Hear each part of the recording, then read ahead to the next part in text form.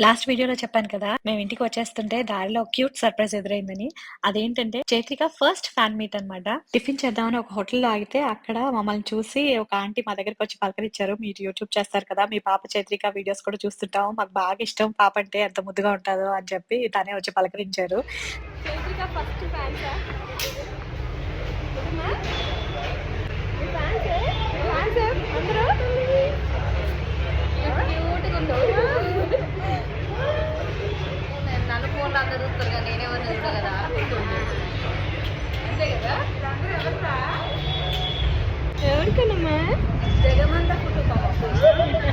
అంటే సంగమంలో సంగమం. ఈ ఆంటీ కూడా భలే మాట్లాడారు.